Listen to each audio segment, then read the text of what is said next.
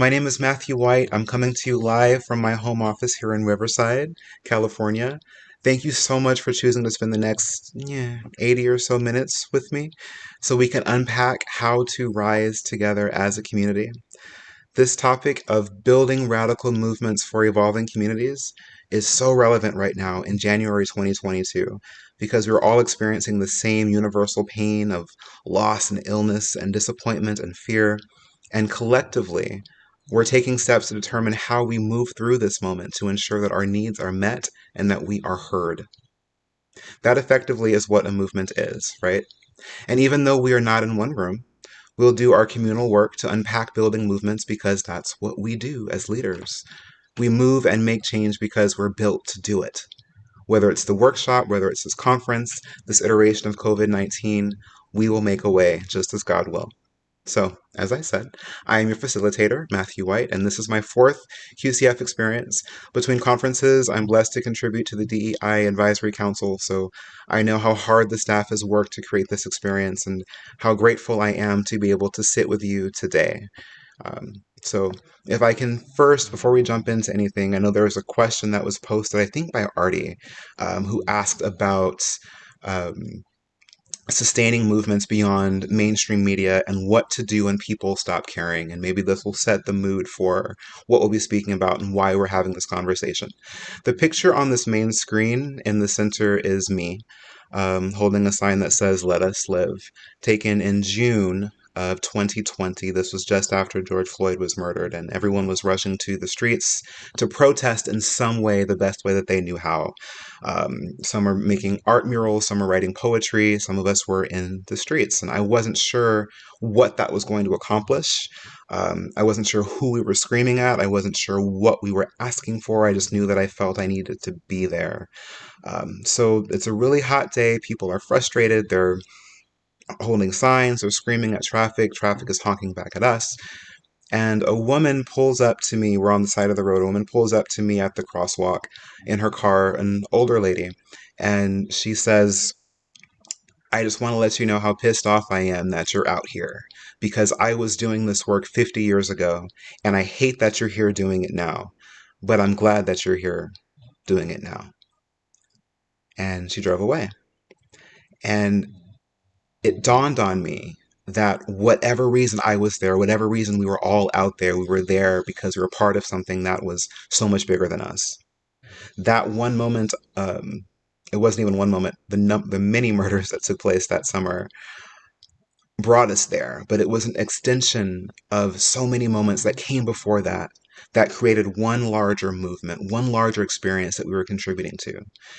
So when we look at how do we sustain movements beyond what's happening in one particular moment, it has everything to do with us and what motivates us to get up and be a part of it and to be able to name that experience, name that emotion that keeps us there. It's got nothing to do with media and who's paying attention. It's about why you're there and why you're contributing to it. So Artie, I hope that answers that. And for the rest of the room, welcome to this presentation. I'm really glad that we're able to have this conversation.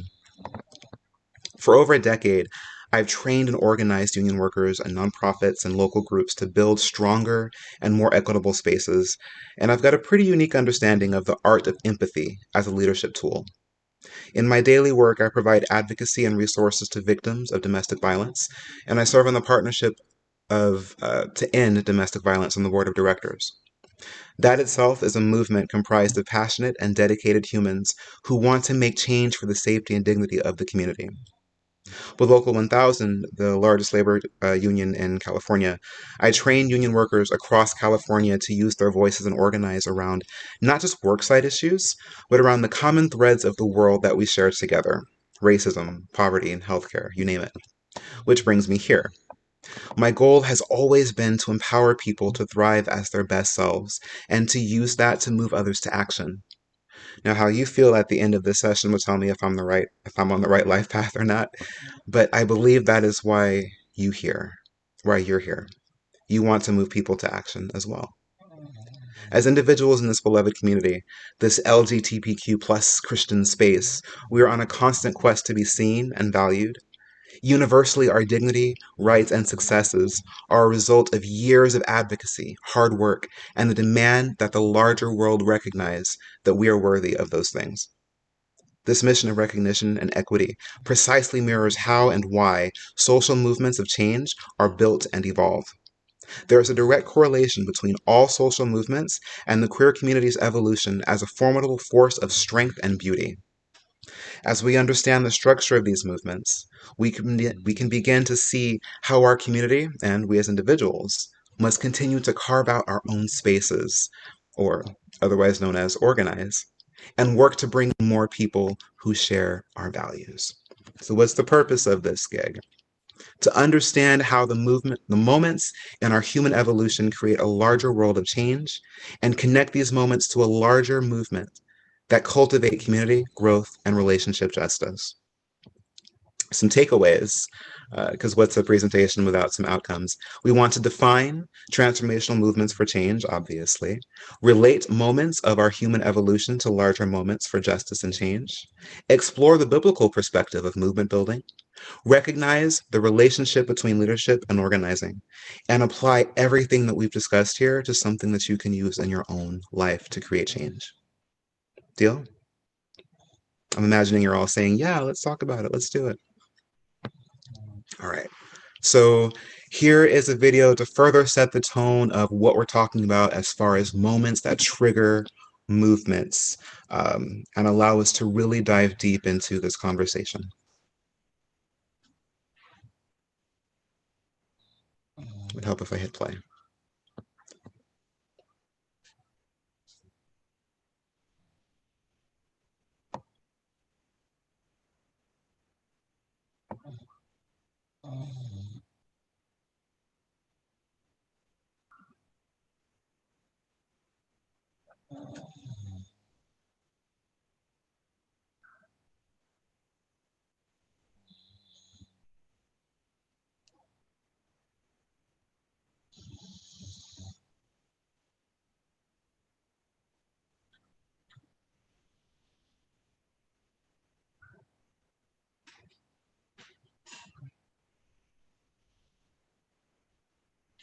Thanks, Wes.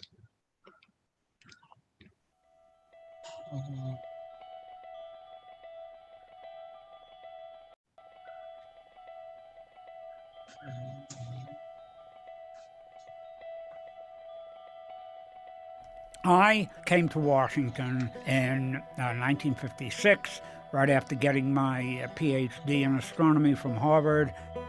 Two civil service investigators came in. They said, we have information which leads us to believe you are homosexual. Do you have any comment? I was fired from the map service because I was gay at the end of 1957.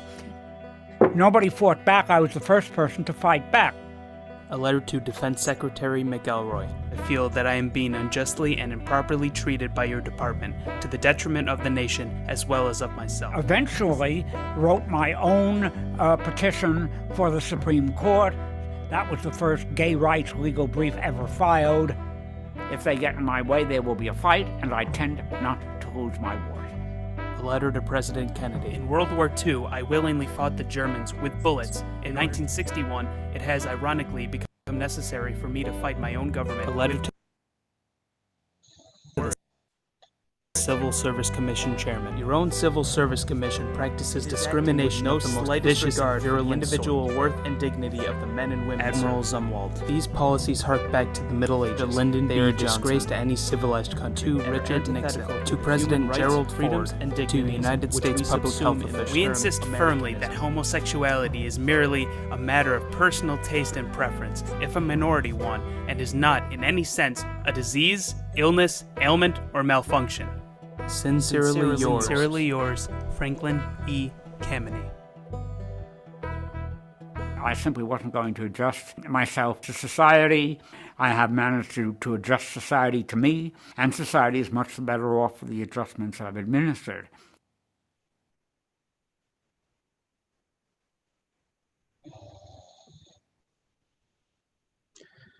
If you are a member of or know someone who is of a marginalized community, you will know some of the angst that was described here.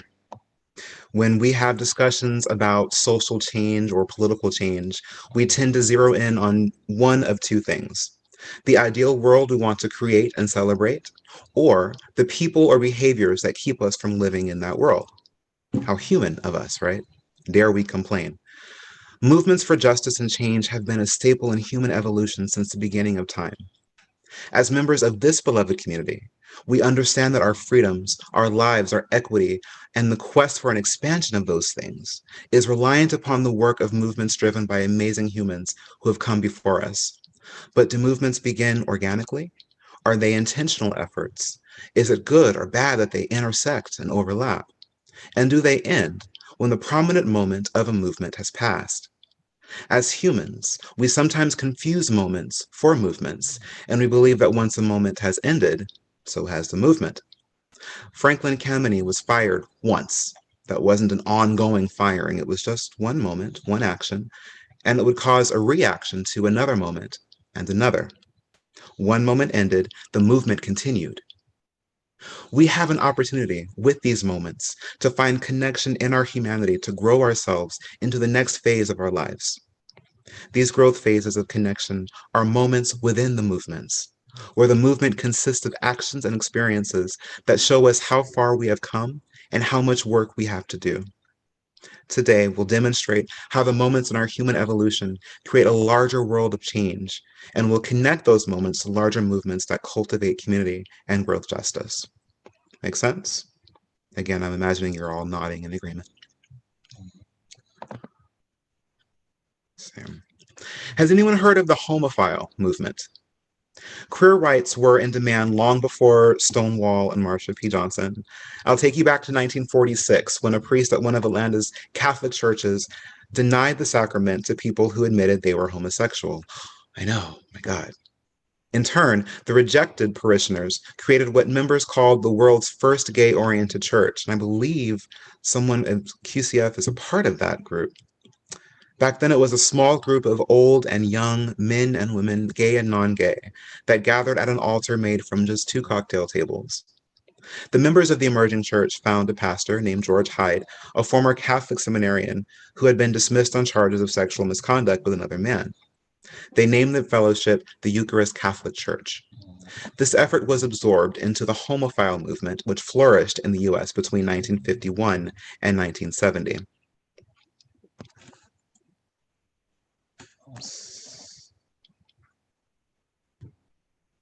This organizationally based social movement used a variety of tactics in its quest to challenge and change patterns of discrimination against homosexuals within the institutions of media, law, medicine, and religion. Before Stonewall, there were conservative estimates of at least 60 homophile or gay rights groups operating across the US. During this time, churches and other new or newly welcoming religious institutions played an important role. Many LGBTQ activists desperately wanted a way to reconcile their religion and their sexual orientation, like many of us, if not all of us here. LGBTQ-friendly churches operated mostly under the radar until 1968, when a gay fellowship group called Dignity was founded in Southern California. They held group therapy, a discussion of theological texts on homosexuality, and Holy Mass. So, does this sound familiar? Sounds like QCF. Fast forward a few generations, and we are now sitting in this room at an international conference being streamed worldwide. Do you think the church members at that cocktail table in 1946 thought their moment together would lead to the QCF in 2022? I doubt it. Every time we show up for each other and take an action to support one another, we are pouring into a movement that is bigger than us.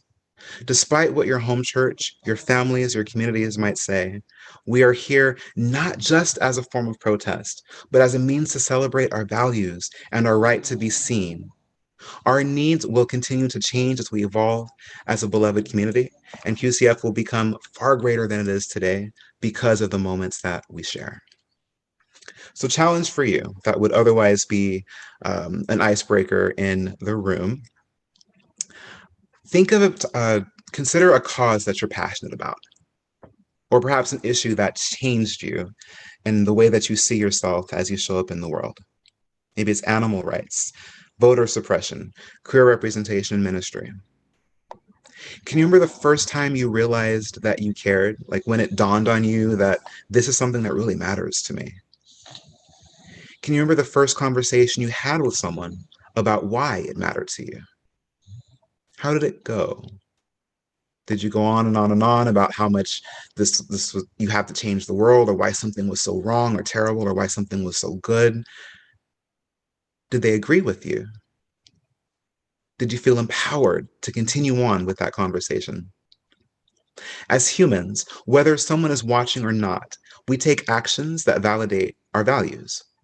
We share these values with others so we can accomplish what we couldn't do on our own. We are hardwired for connection. Again, this is our example of that. We're here because we want to share in an experience together. It's human nature. The way that we relate and connect to each other is not only biological, but it's transformational. And I'm going to come back to this over and over again today. It is purposeful, God-given, and a science. Our interactions with our communities are a tool. When we exchange talents and skills for money, when we build relationships by exchanging attention and affection, when we meet in groups of people that have a shared set of interests or values, there's a quantifiable transaction happening. It feels plain and transactional, but we are also acknowledging our capacity to evolve by expressing our needs. That is transformation. What does any of this have to do with movement building, Matthew? We came here to talk about how to organize and take down the patriarchy. Yes, we will do that. We're doing it now. As I said, we are hardwired for connection, and creating power within these communities of exchange is all relevant. As a group, people may share a need for better housing, voting rights, safer working conditions, access to healthcare, or maybe just a justice system that isn't crippled by hate and discrimination. I don't know. But in all of these situations, we're united by our values. Because I have this conviction or that value, I'll act accordingly. This is the foundation of any movement of people, and it's the common thread of our evolution as a society. How would you define a movement? I figured out how to see my chat screen and control the share screen feature. So I'll ask you to share in the chat, how would you define a movement without giving examples? Give me some definitions or characteristics.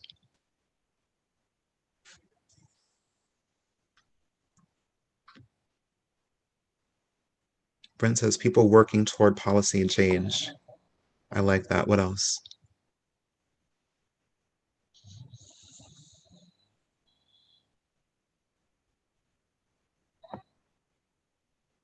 A group of people organized to accomplish a goal. Yes, people getting together to support a common goal. A lot of shared words. A social political effort to create new realities. Speaking up for those without a voice. People organizing over time to change conditions. You're pretty much writing my presentation for me. Growth. What else? Ongoing work for a cause that is bigger than yourself. We can stop. This is pretty much it. Reverend Brooks Scott, accountability and healing. Using our voices. There's a common thread here in all of these things.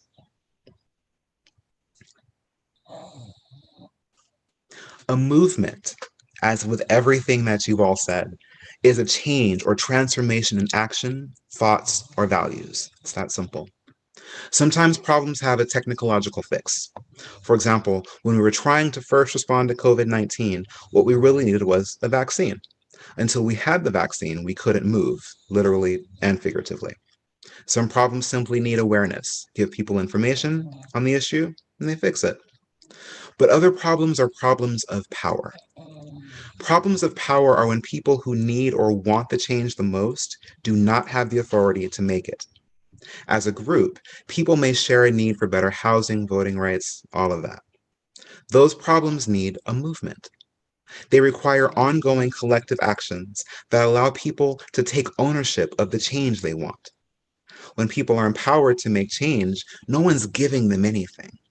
Instead, they're the ones transforming those in power. With a movement, those people can transform what they do have into what they want.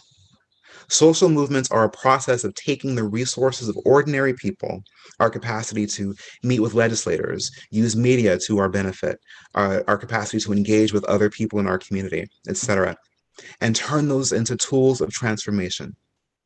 In this LGBTQ plus space, we are our own best resource. When we bring these resources together, when we bring ourselves together, we can begin to make change. Movements build power not by selling people products they already want, but instead by transforming what people think is possible. It's not a single action, it's not a single demand. If it were that easy, it'd be a transaction. But because it requires transformation, we have to organize ourselves and pour energy into moments that collectively create change. These moments happen. Sometimes they're big, sometimes they're bloody, sometimes they're unintentional, sometimes they're very well planned out, but they're not the movement. They are moments of transformation within the movement. Do you understand? As our needs change and as we evolve as people, we get the opportunity to be in alignment with our values.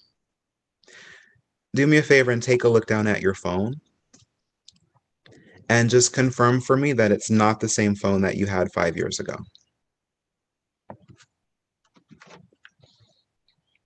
This is not the iPhone 2 or whatever I had back then. Think about why you upgraded. You wanted new information. You wanted to take better pictures. You wanted more space. You wanted to make longer distance calls. Long distance calls. I think that's a phrase people still say. I'm not really sure. Quarantine. But because you have this new technology, you can do, know, and create so much more than you could yesterday. Ultimately, you begin to desire more because you recognize your capacity. As humans, as we evolve, so does our capacity for understanding. We get to visualize success and the world we wish to see, and then we organize ourselves accordingly with actions that will lead us there. We're transformed by what we think is possible. Movements for power and social change allow us to examine our values, act on what we believe is good for the most people, and call to question those in power who choose to discard our needs. Remember this, people in power do not move if they do not have to. When you got your car seat where you're driving, do you just adjust your seat to all different kind of positions whenever you're driving, or do you keep that seat stationary because you like it that way? You'll move it maybe if there's somebody tall in the back, or maybe if someone else is driving and they need to adjust it. But otherwise, you're not going to move your seat if you don't have to. You have the power. But those without power move because they do need to. With this, we understand that transformational movements are not only revolutionary, but evolutionary, and are a requirement for our success as humans. Every step you take is a measure of your evolution, the moments of your movement, if you will. That new phone, your new understanding of where you are and what you can do is part of the whole. The phone itself is not your transformation. What you're becoming and what you can accomplish is the transformation. That, folks, is the movement. Let's cover some moments of change and see if we can make the connection. I know you already can. This is the smartest room. But still, let's unpack the labor and civil rights movements and the concept of intersectionality as it pertains to community building.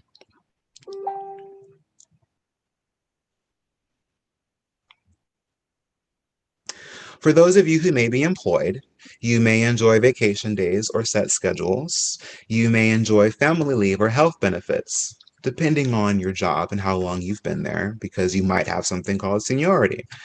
Or maybe none of you had to work when you were 7 to support your family.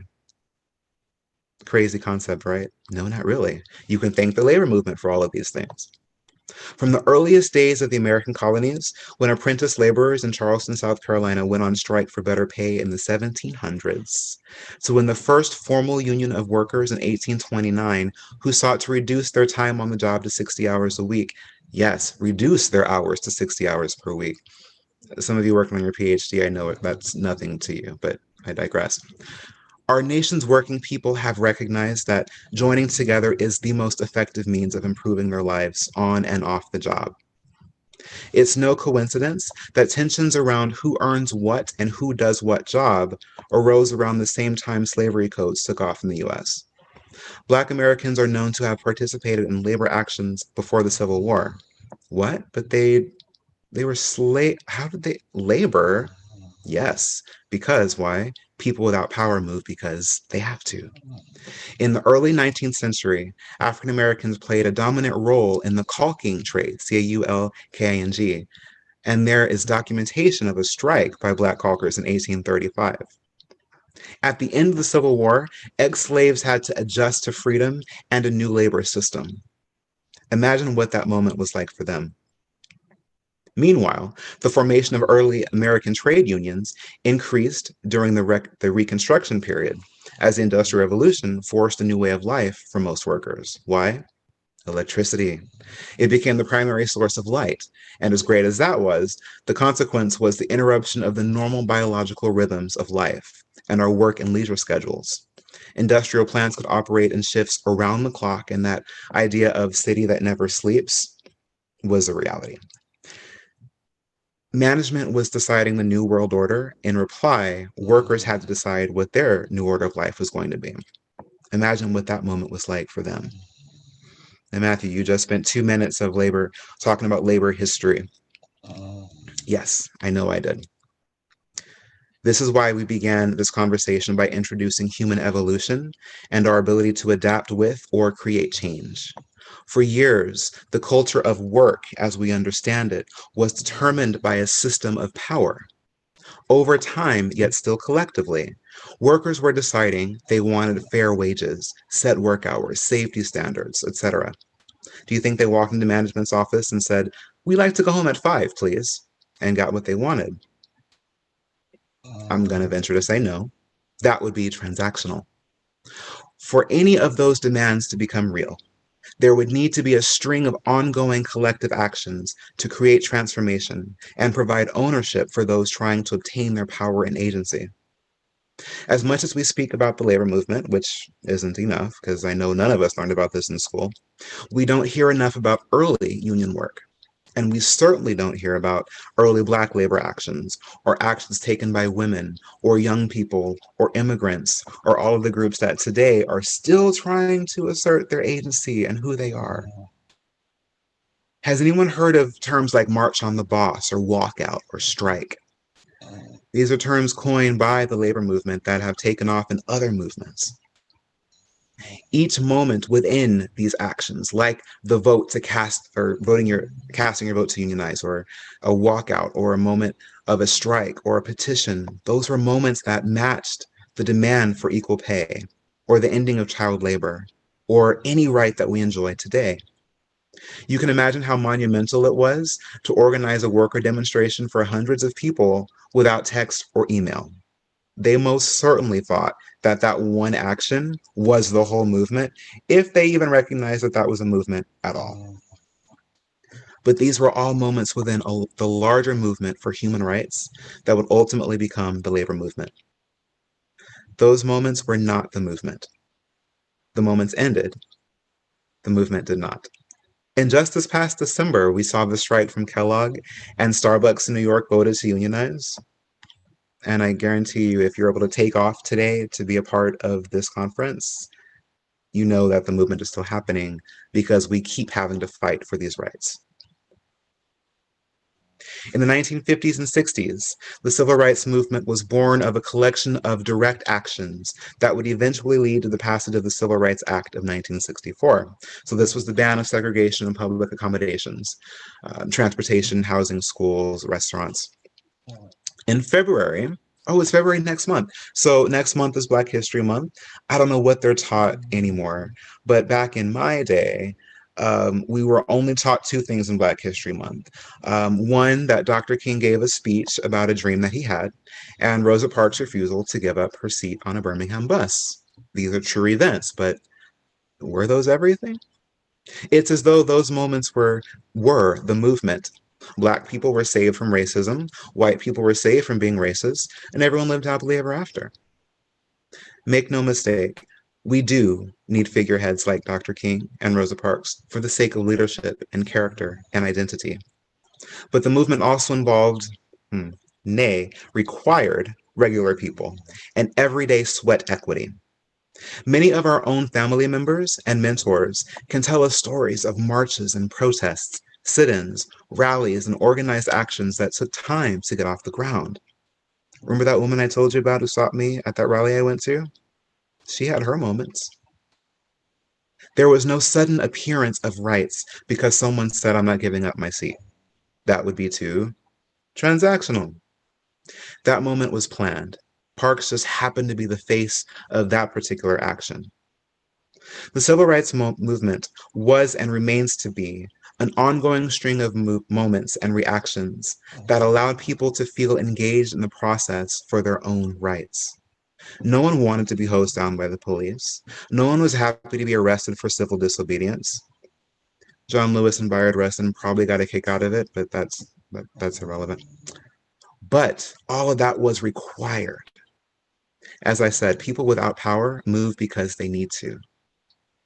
The labor and civil rights movements have been intertwined from the beginning. That whole idea of unions is to champion those voices that need amplification. That's the essence of movements. Dr. King was killed in Memphis to strike for sanitation workers. Intersectionality. He was a moment, hottest ticket in town, and he ended forcibly. You can probably guess that the organizers of the strike thought that their moment was interrupted as well. Contrary to popular belief, the movement did not. We can also probably presume that George Floyd did not think he was part of the civil rights movement either. I don't know what he did on his spare time to be a part of moving civil rights for his community.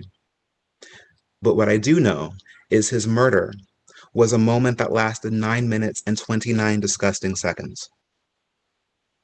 That moment gave birth to a cultural revolution of thoughts, values, and ideas. We spoke earlier about that definition of a movement, and it's reminiscent of the call for transformation way back from the 50s and 60s. Full circle. A reminder that we still have work to do, and we have to move to get it done. Today, the movement looks like Black Lives Matter and the Poor People's Campaign led by Reverend Barber, and others organized a front of events to create equity and to root out white supremacy. I'm sure we can all recall a moment in the summer of 2020 when we encountered someone who was surprised by this sudden concern for racial justice, as though it hadn't been an ongoing conversation for 150 years. But I digress. Is any of this making sense?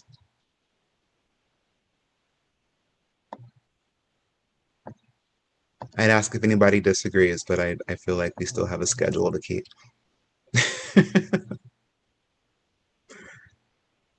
Okay.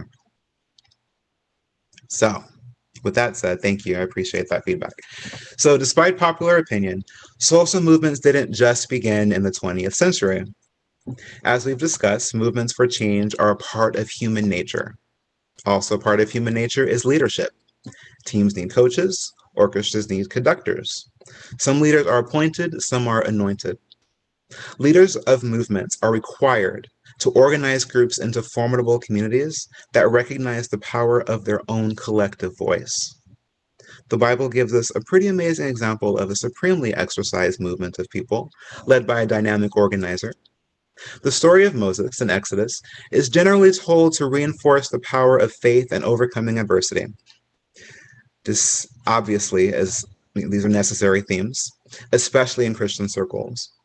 And we know that Moses spoke to God, who warned of plagues, outstretched his hand to part the Red Sea, and led the Jews to freedom. Now, do you think that if Moses showed up on day one and told the people he was going to send them across the ocean to walk for 40 years, that they would just do it? Do you think they'd signed up to be a part of a movement? Did they know that that's what they were in? So why did they follow him? He organized them. There were some key strategies he utilized that mirror community organizing strategies that we use today. And we'll discuss and break down a few of those and use them as true life examples. Self-assessment, understanding the system, building relationships, the art of public and inclusive demonstrations, escalating actions that build trust and bargain for power, and finally maintaining honesty and credibility. Any organizer of any movement, any community building campaign that you are a part of or that you may have witnessed, they use these tactics all day long and are very familiar with them. Moses had clear instructions on what to do. He had a very particular job, but his faith was tested as well. Now, we know what the Bible is, we know what it's supposed to provide for people.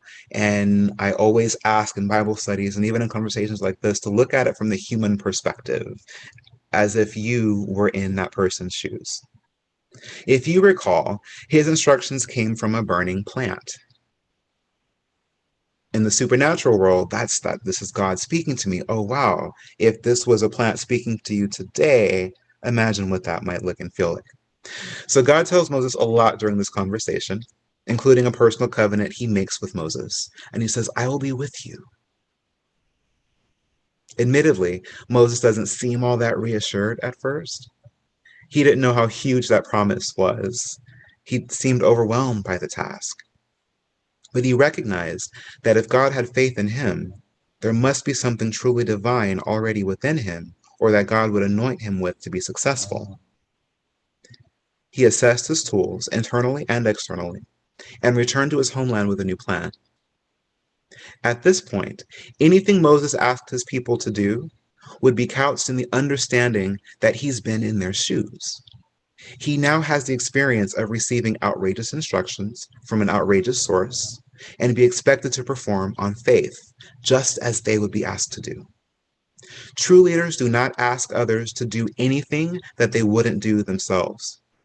As organizers of people and change, we don't just assess situations for risk and resource, we assess ourselves. He understood the system. Moses was raised in a system that was the governing party at the time. For all he knew, he was the brother of the Pharaoh. He was royalty and was uniquely positioned to know the system and to understand the inner workings of the world he wanted to change. He didn't show up to the door of the palace and say, here's what we're going to do. Nor did he approach the people and tell them he was going to fix anything for them. There was a process that he had to follow. There's a process we all have to follow. Anytime we walk into a situation, when you go to return something to Ross, you know that there's a 30-day timeline on that receipt. You know the system before you go demanding things, right? There's a system. You assess where you are, and you understand what that system is. We have to take an assessment and understanding to know what's really happening and know the system that you're trying to change. In building relationships, we know that he had a brother and sister that he discovered later in life. Ultimately, they were the ones to help him to gain trust with the slaves, or in the organizing world, we call the people on the ground. In this situation, everyone already knew Martha and Aaron within the community. Their seal of approval earned him credibility. In any organizing situation, you will ask someone to take a step or an action on their behalf, or on behalf of the cause. They want them to sign something, deliver something. Yes, they may be invested in the cause, but it is usual that someone will take action because a particular person asked them to. Relationships matter in movements. People rarely transform on their own. Now, for when things really heat up. God gave Moses a rod that he would use to perform works and increase the faith of the people. Moses would use the rod to manipulate the plagues from God as the ultimate objects of public protest and demonstration. Yes, obviously, God was working through him, but Moses was the face of these actions, and he was present during all of the moments. Meanwhile, people are living with these plagues and experiencing them together. They were walking through blood and locusts and frogs and flies and lice. Their livestock was dying off. They had boils on their skin. They were walking through darkness for a few days. Where's the sun? And then all of this is happening, what? In the name of freedom? This was the price of justice that we didn't know we wanted until we realized how bad things were. Is this what we want? This is the cost. Okay. If you experience that kind of chaos, it would be traumatic at worst and bonding at its best. There's a sense of shared reality, and as humans, our true nature always shows up in times of need. Natural caretakers fall into place, optimistic visionaries show up, those with talents and resources share what they have, and we begin to transform because the climate requires us to. This scene is reminiscent of what Alabama protesters experienced in the 60s, what the Occupy movement did a few years ago on the steps of Wall Street, what thousands of people laid on the grounds in DC to show just how many people had died of AIDS. We don't ask for painful moments, but people without power move because they need to. Does that make sense so far? If someone screams blasphemy, let me just make sure no one's screaming blasphemy in the... Okay, great. As I mentioned, no one would have, yes, I called her Martha, it's Miriam. As I mentioned, no one would have followed Moses if he had asked them upon his arrival to cross the sea with him. It would take time and a string of ongoing actions to raise awareness, build trust, and give people ownership in that win. In the organizing world, we call these escalating actions. Each plague was worse than the last, and by the time the killing of the firstborn was upon them, tensions were at their peak. Those who were not paying attention paid the price and lost their child, including the Pharaoh. He was humbled by the loss of his son and humanized the plight of the masses. In any movement, the question is, what will it take for those in power to transform and for their actions to reflect what is good for all? A transaction would not have worked here. Only a string of moments that would become a transformative movement. The most credible feature among all of these about Moses as an organizer was he was honest with the group about how ugly things were going to get. We have to work for the freedom that we want. Frederick Douglass said, power concedes nothing without demand. We can demand things all day long. We still do. But we must also understand there's a process full of moments, some more eventful than others. But in the midst of all of that, you're showing up in your values. The common value here that was shared was a desire to live in peace and freedom in the promised land. And all that was required of them was their time, their work, and their commitment to strategy. Every escalating action was a moment within the movement that would continue for another 40 years. Moses walked with them and was honest with them along the way, and was there when they undoubtedly questioned their humanity. How many of you, in the midst of a difficult process, stop and think, am I still in this? Why am I here? What's keeping me here? I'm tired. Can you imagine them walking just after the Red Sea closed? Now the miracle of that's over, and the nerves have died down. And the people that are older or differently abled or have small children or they're hungry and they're walking and they don't know where, and they've left everything that they know for justice. As we know there's a promised land. We don't know what it is. And undoubtedly everyone didn't reach that place. Those emotions still matter. To take a minute and reflect and say, why am I here? What's it worth to me? It's human and honest. In a movement, you share this moment of reflection and humanity with others as you try to shape that world that reflects your values. Each action they take and each moment they experience is a collection that contributes to the movement. Is that okay so far? Dr. Ring said, including Moses, he didn't either. He had to trust that everything he poured into them would get them there. Delphine said, self-care is part of the revolution. Amen.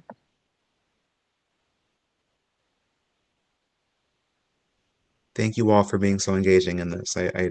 I need this interaction. Otherwise, it would just be me talking at a screen.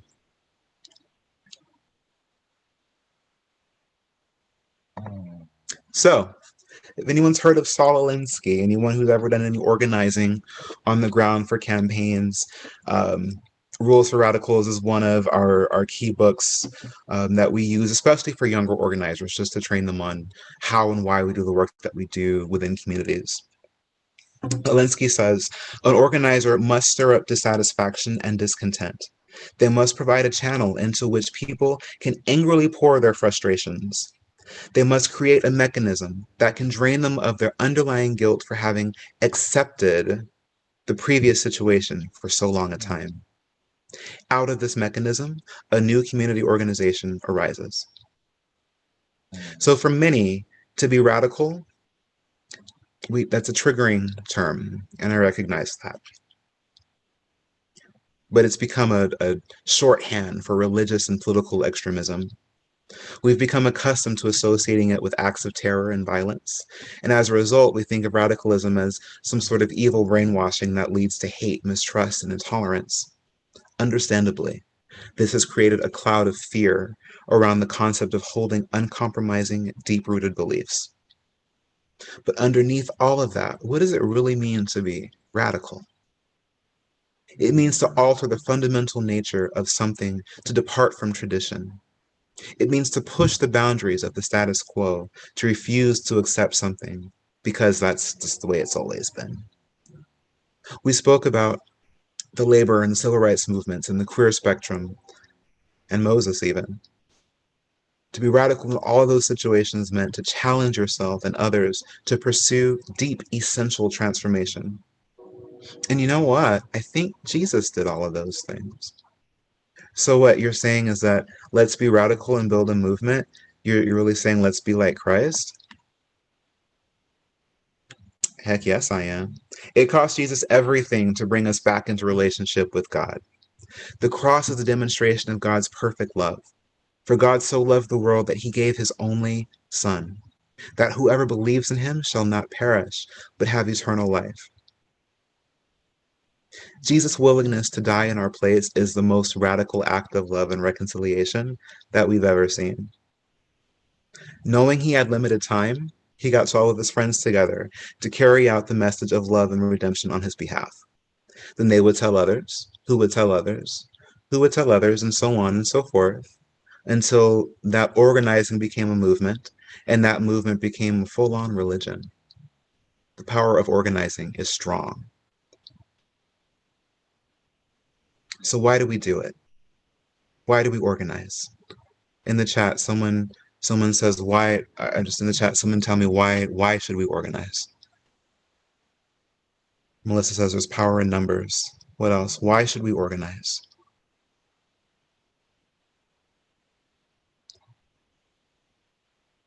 For effectiveness.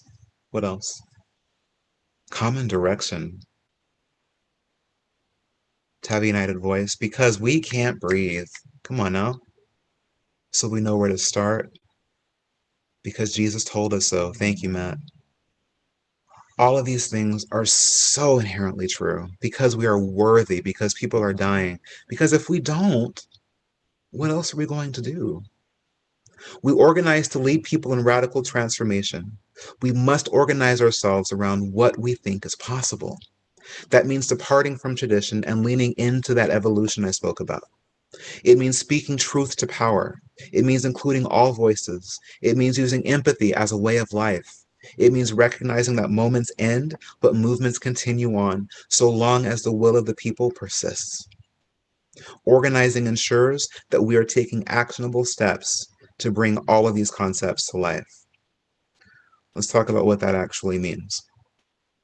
We organize to win victory through power-building actions as a collective. This means involving a group in identifying the problems they share and the solutions to the problems that they face. In work sites, we do this by having lunchtime meetings. In cities, we do this at town hall meetings. Among your friends, you get together around the dinner table and talk about what's bothering you. And you brainstorm what could life be if things were different. Then you identify the people and structures that can make those solutions possible. Remember I said know the system? Recognize what it is that's standing in your way that's keeping you from getting to where you want to be. Then enlist those targets in the efforts through negotiation and using confrontation and pressures when needed. With Moses, there was killing of livestock and boils. I don't recommend that we do those things again, but there are other things like walkouts that you can do if you're on the job. You take it to the streets, you stop traffic, pass out signs, get local businesses to get involved in what you want to do. But always make sure that your ask is well defined and well known. No one wants just a loud group of angry people, but if they're angry with a purpose and people know what you're wanting to accomplish, your confrontation and your pressure is going to go a very long way. You do this by building an institution that is democratically controlled by the constituency so that it can develop the capacity to take on further problems and that embodies the will and the power of that group. Now, this is the crux of our entire conversation. You can screenshot this. Just because your moment ends does not mean that you do. You accomplish one goal and tackle one battle. Great, good job. Now, you take your momentum and plan for the next. You train your team, you draft and disperse a narrative to the media, do what you must, but do not stop the work. If you let the moment end without ensuring there has been transformation, the people go back to their corners and they go silent again. But to be intentional about community building work, we organize so the movement continues and the cycle starts over again by involving a new group in a new issue. That's how we carry on. Any questions about that?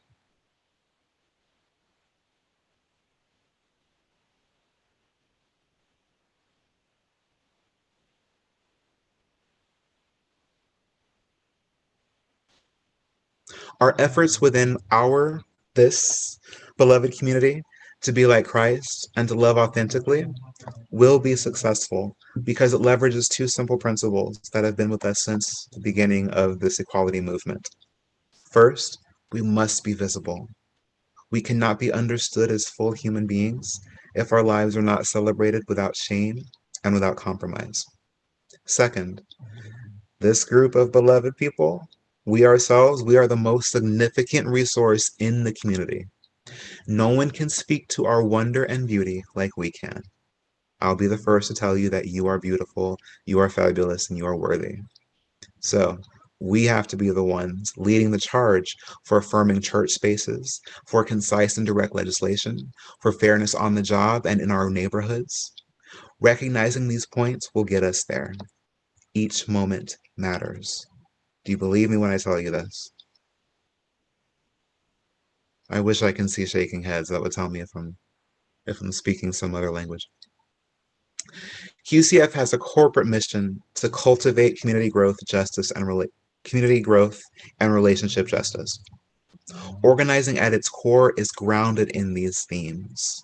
From the rock thrown by Marsha Johnson to the arrest of Bayard Rustin to the murder of George Floyd, we recognize moments as they happen. But to be the agents of change and the responsible stewards of God, we must connect these moments to a larger movement that cultivates community, just as QCF vows to. Moses, as the first organizer, teaches us that power is not easy to obtain, nor is it swiftly acquired. But we see through his leadership and through their generations of leaders that followed him, including our Christ, that organizing communities around values and encouraging them to take action is so worth the effort. So worth the effort. 2020 is going to go down as one of the most momentous years in recent history. But because those moments have ended, do not discredit the movement that they contributed to.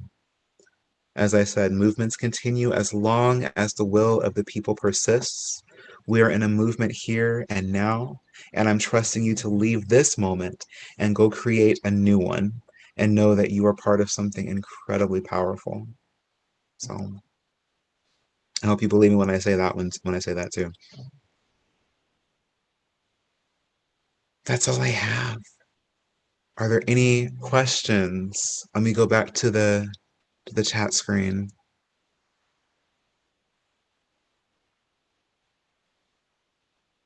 Diana believes me. Thank you. Somebody believes me. Someone asked about slides in another group today. The QCF support said all presentation slides were under the HOVA app under the resource page. Yes, you should be able to find them. I pastor a lot of introverts, and we've been grappling with how to be an activist as an introvert and or an aging people. I'd love to hear your thoughts.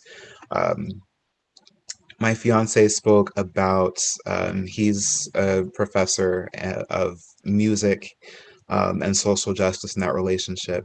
And one of the themes there, important themes, is that everyone isn't required in the streets. Everyone is not an extrovert. Just because you're not on the streets holding a sign demanding things does not mean that you're not contributing in a fantastic way, especially right now when going outside is dangerous for many of us. So you contribute what you can. If that's writing, if that's poetry, if that's helping, if that's giving money, if that's standing on the sidelines with water bottles, if that's even asking the right questions and having one-on-one conversations with people that you know, that really can save the world. I joked earlier about people not being aware that racial justice was an issue until 2020, but some people really, really, really weren't. Many people that, not just white people, but many people living in certain bubbles didn't realize that there was so much hurt and pain happening, and they needed conversations with people that loved them to be able to get them to the next place of growth in their lives. That only happens if we're willing to have one-on-one conversations. Introverts are the ones to be able to look at someone's heart and use the right words for that person to get through to them. So tell those yeah, tell your introverts that they are uniquely qualified to be able to reach people with the skills that they already have within them. They don't have to do anything outrageous. Scrolling down, I'm ADHD and I'm constantly feel frozen by the amount of work needed to get a community started and build an existing movement. I hear that. And what that sounds to me is that you need all the help that you can get. Um, Not just ADHD people or not just people dealing with anything else that they feel might be tying their hands with a certain emotion or a certain action. Get help. Get help. Ask somebody that you know, or reach out to someone you don't know. This whole social media thing, I'm learning about it. There's people you can go online and Facebook groups and stuff, and link them to people that have the same interests, and you don't have to start that movement and start that conversation on your own. Um, I totally understand that frozen feeling. I don't have the same time in my hands, but I definitely understand that frozen feeling. Don't do it by yourself. Delphine asked, what does the role of self-care play in organizing? Some of us are tired of doing the work for those with privilege. How do we share or shift the burden? Know when to sit down. You literally cannot do work if you're not equipped to do it. And that's just the game. If things stop because you're not there, that could mean that we don't have enough people in place to keep the wheel moving. But it also doesn't matter, because if you're not equipped to make it spin, it doesn't matter anyway. So self-care for anyone, as I said, I work in advocacy and activism full time, dealing with victims of violence. And we have to know when to turn off the phone. Don't look at emails.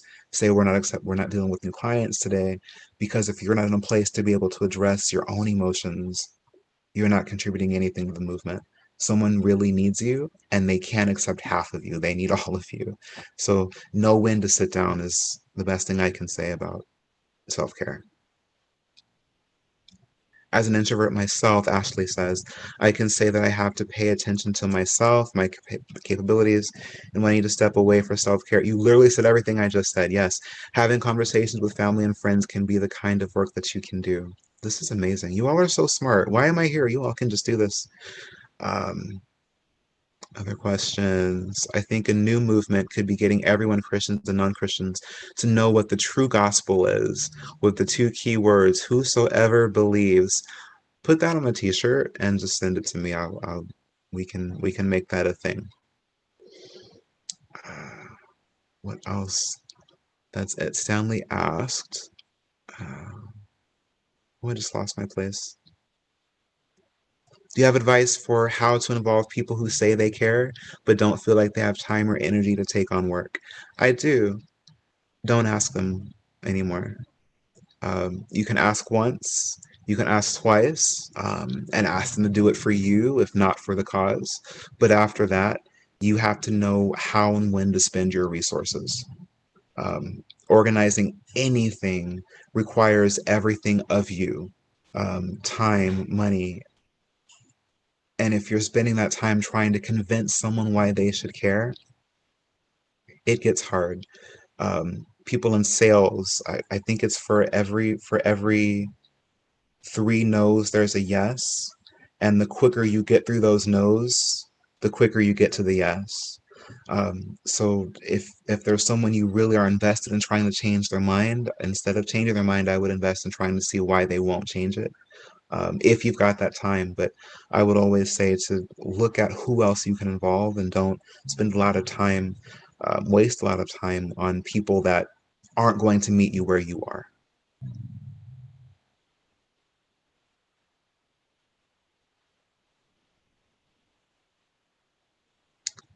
I want them to see a part of the message I see moving in LGBT communities, that Jesus' grace isn't just for us as individuals, but for us and our relationships with everyone else on this planet. Thank you, Van. Lisa said in the process of designing that John 3:16 shirt. Yes, get it done, please. All right. Well, I'm gonna put my. I think I'm allowed to put my email address. Is that okay? Or I'm on the. We can go to the. There's a whole app around there for us to communicate on. Um, And you may just most so certainly put that in there. I can. Oh, thank you. I Absolutely. was okay. I was nervous about privacy. My name is Matthew. My picture's on the thing. So much for my own privacy. So I'll put this here in case anybody wants to reach out again. I dare never to say I'm an expert on anything, but if I can help any of you talk through anything that you might be curious about or you want to explore on your own, I would be invested in that. Um, Ben said something I do notice is if you ask someone to do something specific, they often feel much more capable. But if you're asking for a specific thing and they're denying you, it's not worth it to keep asking. And that's very true. Um, Especially if you're trying to ask. I'll give an example of back in the day when I was organizing state workers, and we would ask them to do the simplest thing: show up to a lunchtime meeting or to an after work town hall event, and they'd say, "I don't have time." I can't keep asking you to care about something that you should care about. If I see that this is affecting your pension or your salary, this should matter to you. I'm going to meet you where you are and explain why you should care, but if you don't, that's on you. You're going to keep doing the work because you want to do this work for the most amount of people that are going to benefit from it, but you can't beg someone to understand why it should matter to them. If it doesn't, spend that time on someone who really needs to hear from you. That's why we're put on this earth. How do you get past compassion fatigue? You go hug somebody. Love is everlasting, right? Past compassion fatigue. Um, you go be loved on by someone who loves to love you. Let your cup be filled up again. Um, how long did it take you to get those leg muscles? Wear smaller shirts. It helps every time. So, all right. So with that said, I'll let you all to go enjoy the conference. It's been so great so far. It's been so great so far, especially the opening day. Um, I'll see you all around. Wait, am I allowed to leave early, Joseph? Can I let them go early, or do we have to Um, chit chat? we absolutely can close Okay, early. It is okay, you are here and being extra gracious with your time. okay. If I can ask everyone to just flood the chat with thanks for Matthew, please feel free to do so. Well, I can thank you all too. It's so weird that I'm talking to a room of amazing people and everybody is not here to do, big hugs and stuff. So maybe next year. I'll use my imagination. I think Artie brought, was it custard? It was the Pretend, custard. it was custard. We'll pretend we had custard. We'll pretend there was mood lighting. Everybody's applauding and loving each other. We feel like we're going to go take down the patriarchy. This is great. This is really great. You all are fantastic. Have a fantastic conference, everybody. I'll see you later.